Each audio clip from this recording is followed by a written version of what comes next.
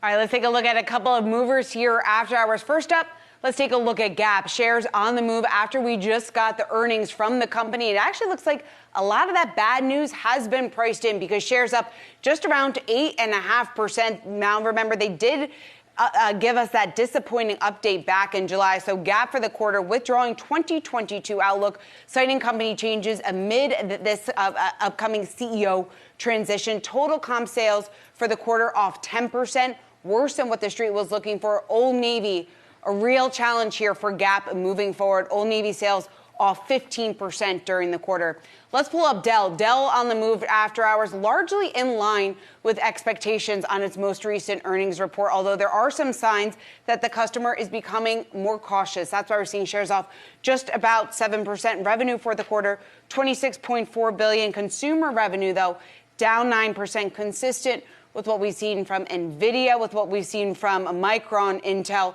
Taking a look at the stock over the last 6 months, off just around 7% year to date.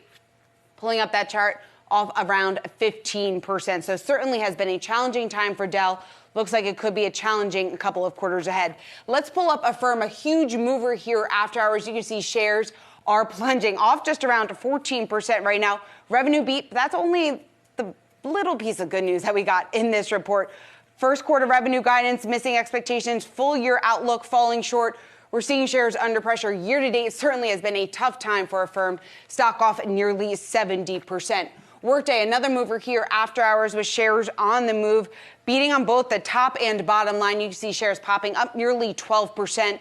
The company saying that it continues to see a strong global demand for products over the past month.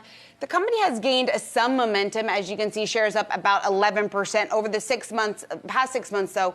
We are still looking at losses. Rounding it out with Ulta, a retail play who is really bucking the downward trend that we're seeing play out across the sector. Shares up just over 3% after hours. A company raising its full year outlook, beating on both the top and bottom line.